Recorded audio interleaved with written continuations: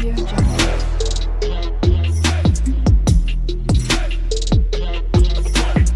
Audio Jungle.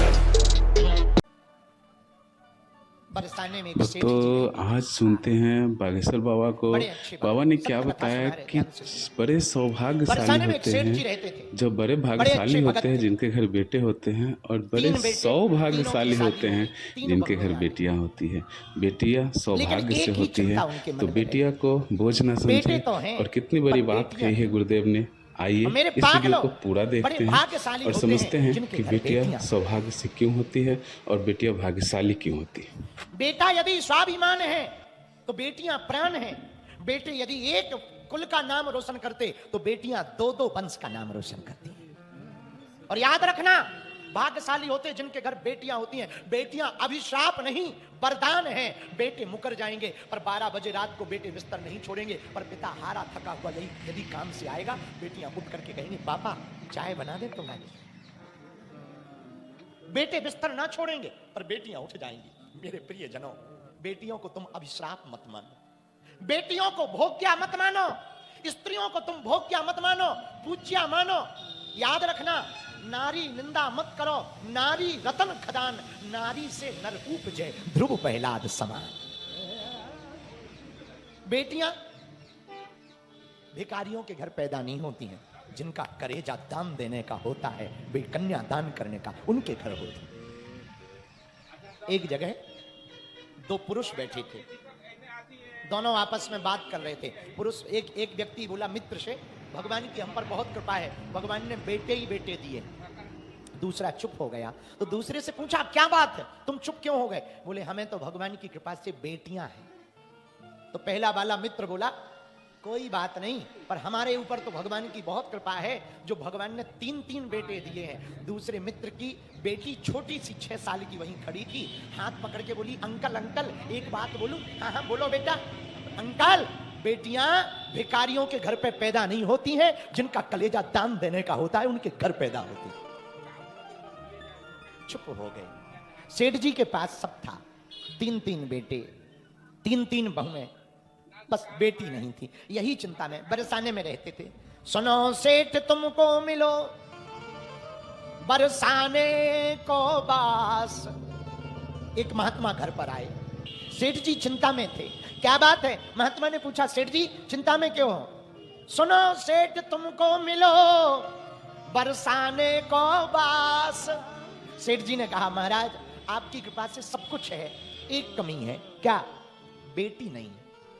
अच्छा ये चिंता है, एक बात बोले? हाँ बोलो अब महाराज। इतना सुनने के बाद अगर आपको लगता है कि मेरी बेटी नहीं है और हम पछता रहे हैं, तो पछताने की जरूरत नहीं है। बाबा ने क्या बेहतरीन उपाय बताए हैं, आइए यदि तुम सुनते अपना हैं। नाता जोड़ना चाहते ना, एक काम करो, बेटी नहीं है तो चिंता मत करो, श्री किशोरी जो बरसाने वाली को अपनी बेटी मान लो, उनको बेटी मान के रहो। एक चित्र महात्मा ने दे दिया, चित्र को लेकर के सेठ जी घर आए। रोज सुबह प्रणाम करें, बिटिया मानकर, राधा रानी हमारी बिटिया है यही मानकर प्रणाम करें। सोने जावे तो पूरी बात किशोरी जी को बता देवे और ऐसो हाथ उठा के कहें अच्छा बिटिया खुश रहो, अब तुम भी सो जाओ हम भी सो रहे। रोज का यही क्रम था। धीरे धीरे प्रेम बढ़ गया। अब कोई त्योहार आवे तो तुरंत मंदिर चढ़ जावे। बरसाने में मंदिर पे जा करके किशोरी जी के दर्शन करके सेठ जी ऐसे हाथ उठा के कहवे बिटिया जुग जुग जियो, खुश रहो, और बिटिया कह के आशीर्वाद देकर वापस आ जावे। क्योंकि अब किशोरी जी को बेटी मानने लगे। बिटिया मानकर आशीर्वाद, बिटिया खुश रहो, जुग जुग जियो, खुश रहो, जुग जुग जियो, खुश रहो, जुग जुग जियो। घर आ जाए। धीरे धीरे समय बीता। एक दिन एक चूड़ी पहनाने वाली मनहारिणी घर आई। ये बरसाने से मंदिर से लौटे थोड़ा खुश थे सेठ जी। क्यों? 3 बहू बेटे हैं घर पर, सुख सुविधा है पूरी, संपत्ति भरी भवन में रहती नहीं कोई मजबूरी। कृष्ण कृपा से जीवन पथ पर, कृष्ण कृपा से जीवन पथ पर आती नहीं कोई बाधा। मैं बहुत बड़ भागी हूं पिता, क्योंकि मेरी बेटी राधा। मैं बहुत भाग्यशाली पिता हूं जिसकी बेटी राधा हो। भला वो भाग्यशाली क्यों नहीं होगा? तो हम बहुत भाग्यशाली हैं, हमारी बेटी राधा है। कोई भी मिले तो कहे कहो सेठ जी आनंद है, हाँ सब आनंद है। अरे राधा रानी का पिता आनंद में नहीं रह सकता तो कैसे रह सकता? हमारी बिटिया का नाम राधा है, राधा। बेटे घर पर त्योहार आवे आनंद होवे, उत्सव आवे आनंद होवे, तीनों बेटों को खूब आनंद के साथ रखें, बहुएं भी आनंद के साथ रहवे। एक दिन चूड़ी पहनाने वाली मनहारिनी घर आई। आहा, सेठ जी आपकी बेटियों को चूड़ी पहनाना है, बहुओं को चूड़ी पहनाना है। हाँ पहना दो, जाओ घर। घर गए, मनहारिनी चूड़ी पहनाने वाली घर गई, तीनों बहुएं घूंघट डालकर चूड़ी पहनने आई। पुराने जमाने में चूड़ी पहनाने वाली घर घर जाती थी, अभी कुछ साल पहले तक। तीनों बहुओं ने चूड़ी पहन ली। श्री किशोरी जी ने सोचा भाभियों ने तो चूड़ी पहन ली, हम भी तो पिताजी की बेटी हैं, हम क्यों ना पहन ले। बरसाने वाली ने कृपा की, और सुंदर भेष बनाया, घूंघट लंबा डाला, और जब तीनों बहुएं चली गईं, मनहारिनी अपनी जो जिस पात्र में चूड़ी लेकर आई थी वो बांध ही रही थी पोटली को, तब तक किशोरी जी घूंघट डालकर पहुंच गई, अपना हाथ बढ़ाकर बोली हमको भी चूड़ी पहना दो। मनहारिनी को लगा, चूड़ी पहनाने वाली को लगा कोई रिश्तेदार नहीं है, आई होगी घर पे, सो पहना दी चूड़ी। जैसे ही चूड़ी पहनाई, ऐसे हाथ आज तक देखे नहीं, और जैसे ही हाथ पकड़ा और चूड़ी पहनाई, मनहारिनी भी बड़ी प्रसन्न हो गई। पता नहीं कोई अच्छे घराने की है, ये कोई अच्छे घराने की बहू है, लगता है सेठ जी के घर में बड़े अच्छे घराने से रिश्तेदार नहीं आई है, पर पूछा नहीं कुछ, चूड़ी पहना दी। और चूड़ी पहना करके मनहारिनी दुकान पर आई, सेठ जी रुपया दो। सेठ जी ने तीन बहुओं के हिसाब से 60 रुपया निकाल कर दे दिए। बिल्कुल सत्य बात बता। देखिए राधा रानी जी उनकी बेटी बन के कैसे उनकी छवि दिखाती है, कभी से अपने दर्शन देती है।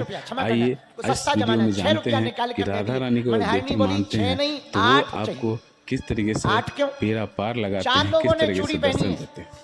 तो 4 के हिसाब से 8 होते हैं। सेठ जी बोले पागल हो क्या, बहुएं ही 3 है, 4 लोगों ने कैसे चूड़ी पहन ली? बोले वो हमें नहीं पता, कोई लाल लाल घूंघट डालकर बड़ा गौरांग कनक वर्ण था, बड़े सुंदर सुंदर हाथ थे उसके, देखने में तो हमें मुख दिखाई नहीं पड़ा, पर बड़ी अद्भुत छवि रही होगी, बड़ी चंदन की सुगंध आ रही थी जब वो बैठी थी, ऐसी बड़ी प्यारी कोई चौथे नंबर की बहू होगी तुम्हारी। सेठ जी बोले हमारे बेटे ही 3 है, बहू कहां से आएगी जब बेटे ही 3 है, रिश्तेदार नहीं होगी। ना ना कोई रिश्तेदार नहीं। मनहारिनी बोली सेठ जी मैं झूठ काय को बोलूं, इतने साल से तुमसे जुड़ी हूं, काय को झूठ बोलूंगी। सेठ जी बोले बाबरी तुम 2 रुपया के चक्कर में झूठ बोल रही है। सेठ जी रुपया देना हो तो दो, आरोप झूठ मूठ का मत लगाओ, घर जाके पता कर लो। और मैं जे चली, जब तुम्हें को पतो लग जाए तब मुंह को रुपया दे दियो, नहीं तो खा जाओ। और वो मनहारिनी लड़के चली गई। सेठ जी सोचने लगे घर पे तो 3 ही बहू हैं, ये चौथा कौन है? सेठ जी ने आज जल्दी दुकान बंद की, किशोरी जी को प्रणाम किया, घर आए, बहुओं को पूछा बेटा कौन आया है, कोई रिश्तेदार नहीं आई या रिश्तेदार आया? ना बाबूजी कोई नहीं आया। फिर बेटा एक बात बता, जब मनहारिनी चूड़ी पहनाने वाली आई उसने कितने लोगों को चूड़ी पहनाई? तो तीनों बहुएं एक सुर में बोली पिताजी हम तीनों ने पहनी, ये देखो। सेठ जी बोला फिर वो तो 4 का बता रही थी। पक्का है उल्लू बना रही थी, पागल बना रही थी, पैसा लेने के चक्कर में झूठ मूठ बोल रही थी। अब हम समझ गए, जाओ जाओ जाओ सो जाओ, रात हो गई है। किशोरी जी को फिर प्रणाम किया और सेठ जी ने कहा बाहर में जाने दो, हमने रुपया दिए ही नहीं, इसीलिए तो दिए नहीं, झूठ बोल रही। और जैसे ही सोए, और सोए हैं सेठ जी, आंख लगी है, और जैसे ही आंख लगी आहा, तो श्री किशोरी जी सपने में आई, राधा रानी, मुख लटका हुआ, चेहरा लटकाए श्री किशोरी जी खड़ी थी। सपने में ही सेठ जी ने हाथ जोड़कर कहा बेटी क्या बात है, आज बड़ी उदास उदास दिख रही हूं, मन तुम्हारा मुख मलिन है, क्या बात है, सोई नहीं, कोई गड़बड़ी है?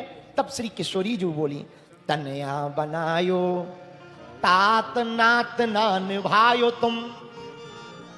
आपने बेटी तो बना लिया पर रिश्ता नहीं निभा रहे हो। तनया बनायो तात नात ना निभायो तुम, चूड़ी पहन लीनी में जानू पित घर को। मैंने पिता का घर समझ के चूड़ी पहन ली, आप मनहारिनी के मोल ना चुकायो हो, पर आपने मनहारिनी के रुपया नहीं चुकाए। दीन बहु याद किंतु बेटी याद नहीं रही हो। पिताजी आपको बहुएं तो याद रही पर बेटी याद नहीं रही। जैसे ही किशोरी जी ने इतना कहा, सेठ जी की आंखों से आंसू बहने लगे, नींद खुल गई।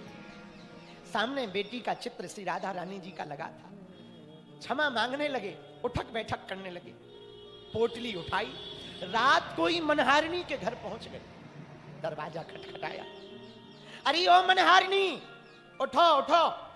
मनहारिणी इतनी रात को दरवाजा देख खोलते ही सेठ जी को देखकर चकित रह गई। क्या बात है, आप इतनी रात को क्यों आए? सेठ जी की आंखों में आंसू थे। आप रो क्यों रहे हो? आपकी आंखों में आंसू क्यों है? क्या बात है? आप कल रुपया दे देते, कल दे देना, परसों दे देना। हमने भला बुरा कह दिया, हमें क्षमा करो। हमारा कहने का मतलब ये नहीं था, हम तो बस हकीकत बता रहे थे। आप कल परसों रुपया दे देना, पर आप रो क्यों रहे? इतनी रात को क्यों आए? तो ये पोटली के रुपया हमें क्यों सौंप रहे? सेठ जी रोते हुए बोले, बेटी मनहारिणी तू धन्य है, धन्य है। और चरणों में गिर गए। अरे चरण छोड़ो, ये क्या कर रहे हो? छोड़ो चरण, मेरे पांव मत पकड़ो महाराज, मेरे पांव मत पकड़ो। कहा है गो सेठ जी आपको? हाथ जोड़कर सेठ जी लेटे लेटे चरणों में बोले, धन धन भाग तेरे मनहारिणी, तोरे से बड़ भागी कोई नहीं। कौन बड़ भागी होगा तेरे जैसा? बोले क्या हुआ महाराज, हम क्यों बड़ भागी हैं, हमें बताओ तो। मैंने मानी सुता किंतु नैनन नहीं निहारनी, चूड़ी पहन गई तेरे हाथ से वृषभानु की कुमारिनी।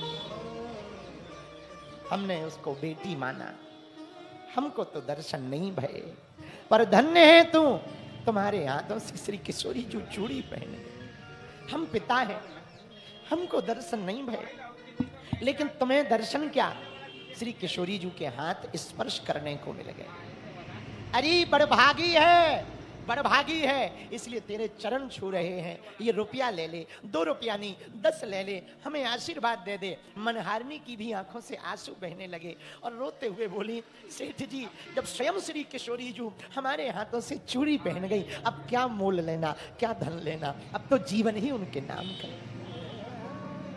अब क्या लेना, आपकी बेटी है किशोरी जी और हमारे हाथ से उन्होंने चूड़ी पहन ली, अब क्या मोल लेना, हमें क्षमा कर दो। मनहारिणी भी रोने लगी, सेठ जी भी रोने लगे। जीवन भर श्री किशोरी जी की याद में जीवन जीते रहे। एक दिन जब अंत समय आया, श्री किशोरी जी बेटी का नाता निभाने के लिए घर पर रक्षाबंधन के दिन अपने भाइयों को राखी बांधने साक्षात चली गई।